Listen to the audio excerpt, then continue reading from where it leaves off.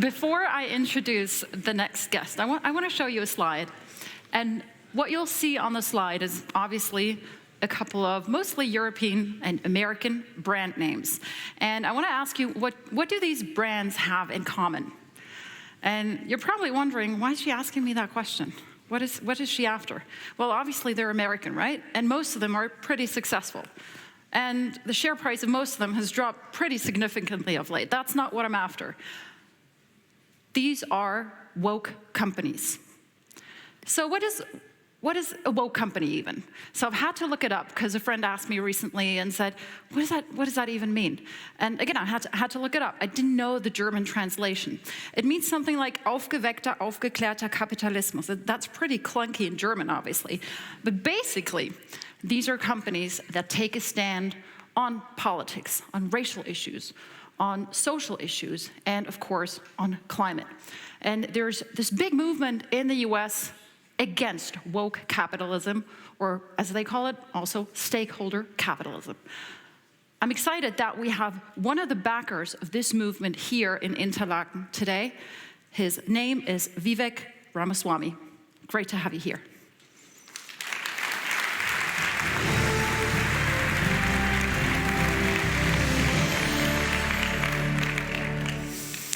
So, as I said in my introduction, and for your benefit, I did it in English. How's your German, by the way? Not very good, okay, I would say. Let's continue in English then. Why are you against the idea of woke capitalism? Yeah, so first it's important to define in neutral terms what it is. Is companies having a responsibility to do something other than make products for customers and deliver profits to shareholders, but to advance these other social and political agendas instead. That's what stakeholder capitalism, woke capitalism refers to. My reason for being against it is different from, say, Milton Friedman's reason for being against it. Milton Friedman might have worried that this would make companies less profitable because their management teams were less focused on making widgets. I'm sympathetic to that. But my concern is actually different.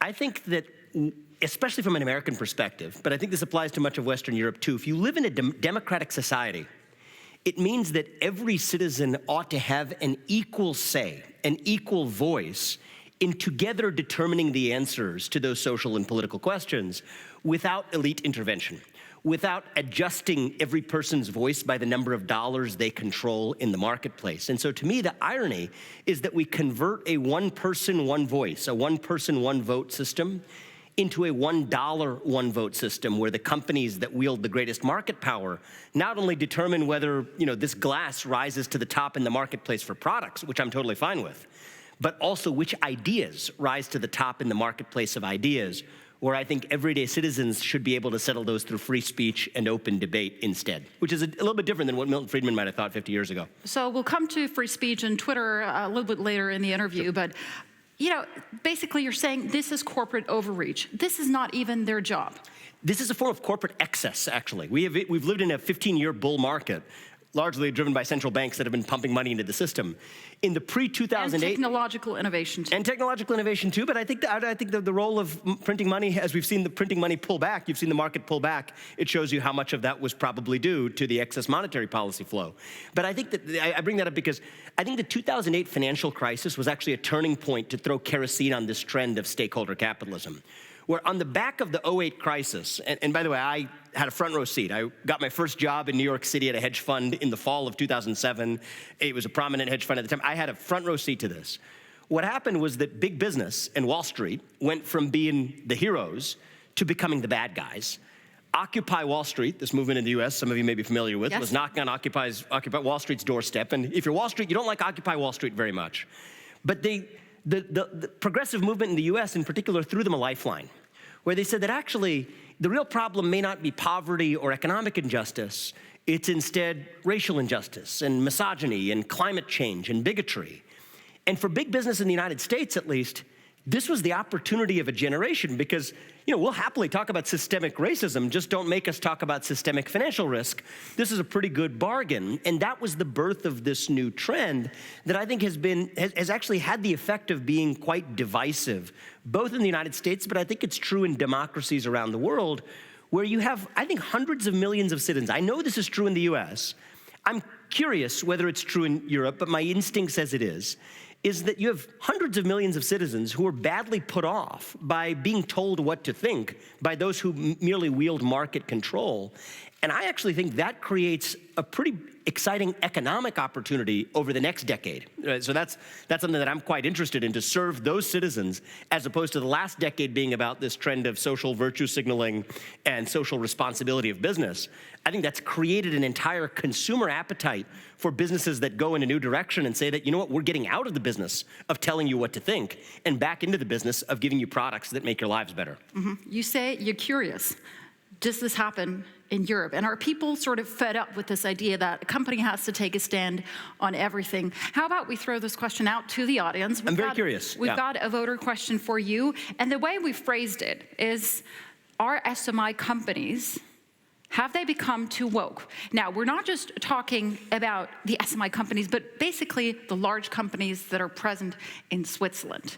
So you can vote now on your smartphones or whichever device you're using, and we'll get to the solution and the outcome of this voting question in just a little bit. The thing I would challenge you on is the US has a completely different political system than what we have here in Switzerland and in much of Europe. You have two massive parties. That's right. You've had that two-party system forever, and those have diametrically opposed views. That's correct. You're on the conservative side, and then you've got the liberal side, and they've been moving further apart, not closer together. Thanks to the last president. Thanks to the last 10 years, I would say, in U.S. history. And you bring up a good point, because this is also one of my reasons for being opposed to this woke capitalist movement in the United States in particular, is that I actually think a diverse democracy, a politically divided democracy in society, it requires a sanctuary that is free of politics to still bring people together.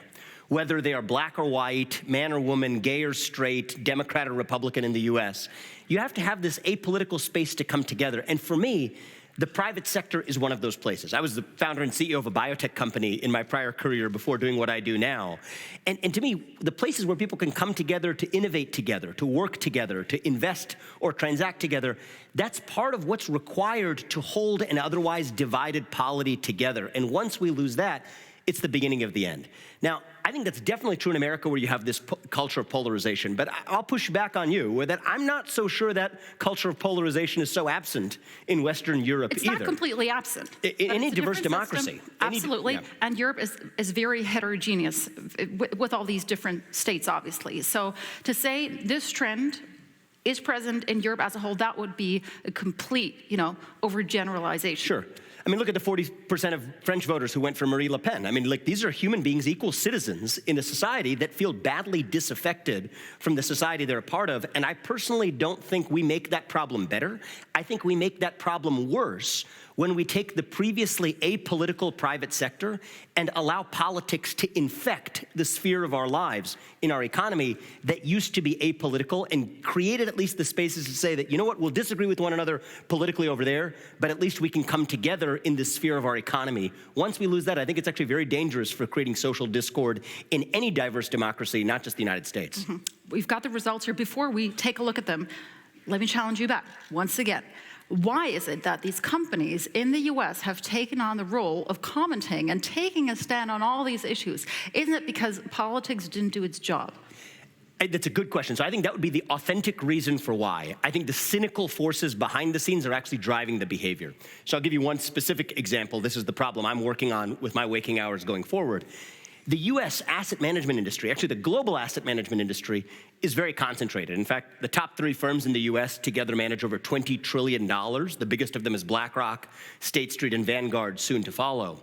And what these firms are actually doing in the United States today is they're effectively taking the party in power, it's the left-leaning party, the Democratic Party in the US today, and getting favors in return for serving as the top shareholders of basically every company in the West. What do you mean, getting favors in return? Well, the COVID-19 stimulus packages, they ran through BlackRock's hands. They earn a nice fee in the process. BlackRock's alumni staffed the Biden administration from the Council of National Economic Advisors to the U.S. Treasury Department. So there's a deep-seated relationship where a lot of times there may be politicians that want to get something accomplished through the front door. The political process doesn't allow them to get it accomplished through the front door.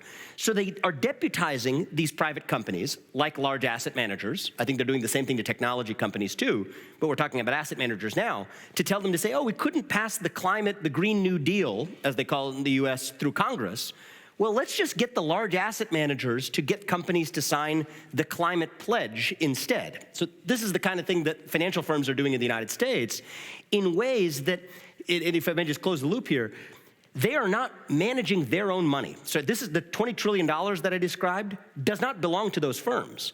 It belongs to everyday citizens, including citizens in America and in Western Europe, many of whom disagree with the agendas that are being pushed with their own money. So what's driving this question, you ask? I think it is a failure of fiduciary duty.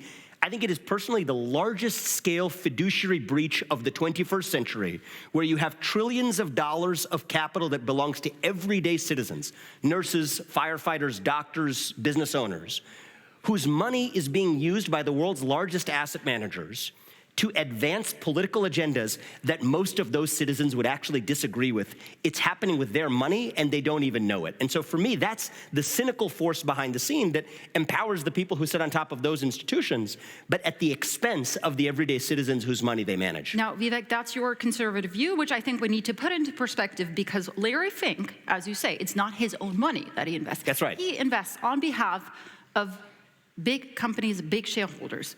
He's their agent. That's right. He is their agent. He is their servant. And they're asking him, they're pushing for these big investment managers to do their job. No, they're not pushing for them. That is the disconnect. So you're saying not their Larry servant. Fink is pushing them. The servant is behaving as the king. The servant is behaving as the emperor. Larry Fink is a servant of the people he serves, and that's the role he needs to assume again in society. And I think that there's a disconnect where you look at the survey data left and right, the everyday citizens whose capital finds its way into BlackRock's hands through an intermediated system, they disagree with the policies that they're pushing. I think that that's the fundamental sleight of hand behind this, is that they say they're doing it in service of their client interests without actually asking the clients whether that's what they want. And the clients aren't the intermediary clients, the financial institutions or the pension funds. They don't have to invest with BlackRock. It's a free country. Well, that's good. So that's exactly what I'm working on, in creating an alternative manager to BlackRock, an alternative asset management firm that I believe many people will choose to once they realize what's going on with their money. Markets tend to efficiency over time. That doesn't mean they're efficient in that perfect moment, especially when you have principal agent failures at every step of the way. That's a system that's broken. That's a broken system that I'm also keen on fixing by bringing more transparency to it, frankly, through discussions like the one that we're having. Mm-hmm. So this new company is called Strive Asset Management. You secured some, I believe, $20 million in seed funding from some very important backers like Peter Thiel, for example. What will you be investing in? Yeah, so the message of Strive to corporate America, and frankly, one of my objectives in this trip is to see whether there's demand for something like this in Europe, but I'm confident there is in America. To deliver a message to corporate America, to tell companies to focus exclusively on delivering excellent products and services to their customers, rather than on any other social or political agenda. That is a pro-excellence voice. It's not anti-ESG, it's not anti-anything, but it's a different voice that's missing, where the largest asset management firms in the world, all of them are delivering one message that does not represent the true diversity of perspectives of the everyday citizens whose money they're managing.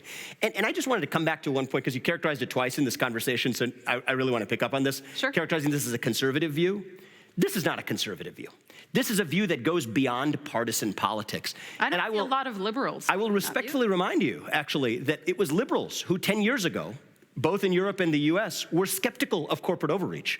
We're skeptical of corporate political overreach. The aggregation of political power in the hands of a small group of corporations to tell citizens what to think. Rewind that back to 2010, that was a liberal idea. Now today, because many of those corporations happen to be advancing what happen to be called liberal ideas today, my view may seem like a conservative view. It is not. This is a view about depoliticizing the private sector, both to allow our economy to serve its function of lifting people up from poverty, but also to create that sanctuary that can allow us to come together irrespective of the lines of identity politics or partisan politics. That's the social purpose of this movement too. It's not devoid of a social purpose to say, just pursue profits. I think that's the social purpose embedded in that is actually creating a more unified corporate culture and a more unified culture in a democracy as a result as well. Shall we have a look at the survey? I'm eager. Let's get them up. That was the question. Have SMI companies become too woke? 67% say no, 33% say yes. So maybe not that much demand for your fund in Europe. Yeah, perhaps not. But you know, if I may comment here, I think we have a lot of servants in the room. I don't think we have the owners of capital. The owners of capital are the everyday citizen, and the everyday citizens are entrusting their money with asset managers who in turn invest in companies that are run by CEOs who are stewards of the people they serve. And so it's interesting to me that, you know, and I'm going to make a comment here. So 2/3 disagree with the idea that companies have become too socially conscious. I'll make the other observation. 1/3 appear to agree that they do. So that's a diverse set of perspectives represented even in this audience. When you look at actually the perspectives represented in corporate boardrooms by the large asset managers, you don't get a 2/3, 1/3 split. You get a 99% or 100% zero split in the other direction. So at bare minimum, the starting point here is not looking at a 2/3, 1/3 split in the voice you hear amongst BlackRock, State Street, and Vanguard. It's not like those are the three largest asset managers and 1/3 of them, that is one of them voices one perspective and the other two voice the other perspective. All three voice the same perspective. What I see here is a 2/3, 1/3 split that isn't represented in the actual voices we hear in the boardroom. Now, that being said, I would even go further to say, though, that as much as I'm enjoying here in this lovely hotel that you all have arranged for me and this beautiful conference, many of these that I've been to, this is not representative of the everyday citizenry that we all exist. I too am a servant, by the way. Every one of you is a servant. Larry Fink is a servant. We're a servant to the people who have entrusted us with their capital and resources to serve their interests. I will wager you whatever I can that the snapshot of the pie shot of that actual survey of the everyday people, and I'm cheating a little bit because I know the answers in the US, reflect far more than a 2/3, 1/3 in the other direction. I think it's closer to 80-20 in the other direction. Look, I'm pretty curious too. I'm not saying this will never see a bit of a domino effect going into Europe. I'm just as curious to see, because in Europe, we take it for granted that, hey, these big companies, the big SMI, the DAX companies, the FTSE 100 companies, they have a role to play. And this is a very important role because, you know, we, like you in the US and all over the world, we see the effects of climate change, and we see that certain groups are underrepresented. And we see that people have a voice that finally they want to use. Why can't a company do that? So I think we don't disagree on whether companies have a role to play. The question is which role they ought to play and which problems they're accidentally creating in virtue of thinking they're doing good. And you know, so there's this word many of you will be familiar with, the negative externality, that it's the job of a business to contain the negative externalities of the business. Maybe it's pollution. Well, what I see is the biggest negative externality that we've created of all is one of social discord. The populist movements we see in the United States to France to Australia to Canada, the truckers in Canada, the protesters in Australia, let alone the United States, are a reflection of people who are disaffected from an elite class in their economy that have systematically excluded them from having an equal say in determining the answers to those questions, looking to CEOs and large asset managers as though they're monarchs. That's actually creating social discord that's a negative side effect of its own. And the argument I would make is companies do have a role to play in re-including people, not just in the capital D&I, diversity and inclusion, which is actually just creating this culture of exclusion in the name of inclusion, but an actual culture of inclusion where all of those everyday citizens' viewpoints are welcome. So that's what I would say. So Vivek, I can definitely tell you that our conversation has resonated with the audience. We're getting a whole host of questions. I'm sorry we can't get to all of them, but you'll be around for a little bit. But there's a great question. Obviously, it comes from a Swiss person, I would assume. How do you think companies are able to stay or to be neutral? Ain't being neutral supporting the status quo, which is conservative? No, I don't think so. I think that companies being neutral with respect to politics is different than being non-neutral with respect to the purpose that they exist to serve in society. I looked at those entrepreneurs who gave their pitches right there beforehand.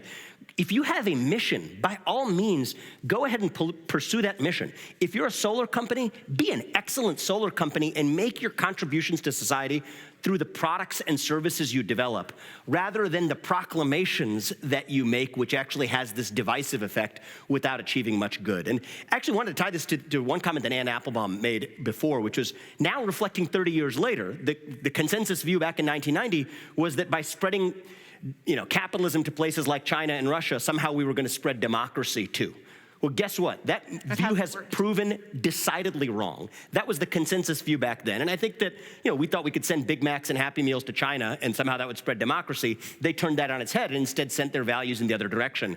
I think we live in another one of those moments where this social responsibility consensus, there's a good-hearted intention behind it, and I understand the intention. It is creating adverse consequences of social discord and the loss of corporate effectiveness on top of it that I think 30 years from now when we're sitting here, we will say that social responsibility movement was wrong, that stakeholder capitalism movement was wrong, just like the philosophy of democratic global capitalism back in 1990, we can sit here today and say was wrong in retrospect. We've got another great question for you. Are you suggesting a type of socialism/communism where companies are held by workers/citizens rather than shareholders, and aren't the successful products decided by consumers? I'm flattered. It'd be the first time I was mistaken for a communist or a socialist. So I'll relish that for a moment. But that's not what I'm proposing, actually. You're called a lot of things today. So I'm gonna get academic for a second, but this is a sophisticated business audience, so I'll trust you to follow me here. Okay, in the 20th century, the big problem in capital markets, in corporate law, globally and in the United States, was the separation of ownership and control between the CEO who controlled the company and the owners who were the shareholders to whom this company actually belonged. The private equity industry came in and supposedly fixed this and said they restored shareholder primacy. The problem in the 21st century that I'm describing is a different problem. It is not the separation of ownership from control. It is the separation of ownership from ownership. What do I mean by that? I actually favor the model of shareholder primacy. I think it works. But the people who pretend to be the shareholders today are not the actual shareholders. BlackRock is not the largest shareholder of every company, though they pretend to be. They are simply a steward of the people whose money they manage, who are the actual shareholders. So I don't support this communist Leninist revolt of creating a worker communion, yes, but rather letting the everyday citizen whose capital, let the actual capital owner be the person who gives the actual answer to what companies should do, rather than the agent who the capital owner has hired and who has misused his responsibility. All right, a final question on the never-ending Twitter saga, which just, keeps us entertained. It's the gift that keeps on giving.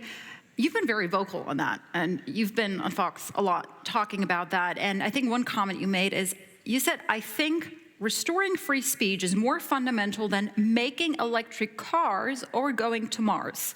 It's a pretty stunning comment. Who's taken away free speech?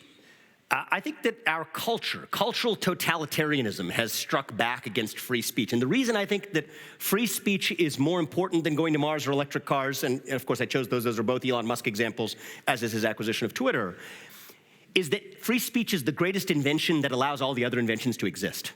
We cannot invent and innovate in our medical culture to our scientific culture. And I actually come from I was a molecular biologist trained at Harvard who developed drugs, 5 of which are FDA-approved products today that I had the privilege of working on.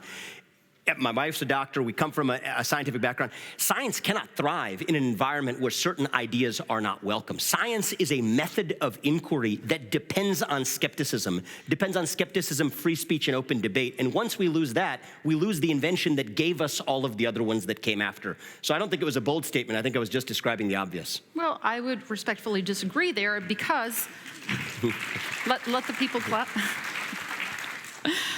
The reason why, for example, Donald Trump was booted off Twitter was because he was inciting violence. That's incorrect. I think that is incorrect. And as I've written extensively about this in the pages of the Wall Street Journal, I think if the Republican Party were ascending to power in the United States and controlling the Senate, the House, and the White House, there's little doubt in my mind that those same social media companies would have reached the other decision. What happened is the ascendant political party was able to deputize private companies to do through the back door what the government could not do through the front door, which is silencing political opposition. Make no mistake, I'm on the same side as the discussion prior on the stage about what the position is we ought to take with respect to bullies like Vladimir Putin in Russia. But I'm also equally focused on making sure that we preserve our moral standing to be able to wield that authority. And if we start behaving like the Putins of the world, he banned the BBC. He decides what counts as misinformation or not and decides that as the party in power.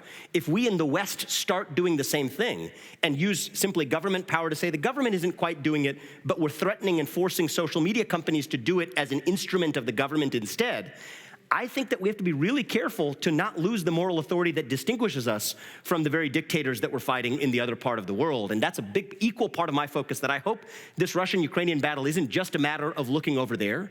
It's also a matter of looking in the mirror and defining and rediscovering the democratic values of free speech and open debate and transparency in the relationship between the state and the private sector that define what it means to live in a Western democracy. Will the Twitter deal actually happen? I think that it will happen if Elon Musk wants it to happen. Well, he wants to cut the price. Yeah, I think he wants to cut the price down. So, what do I know? Everyone else's guess is better, but I predict it'll get done at a lower price.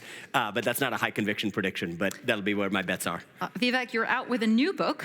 The last one was a bestseller. The new one is called Nation of Victims. It's out in September.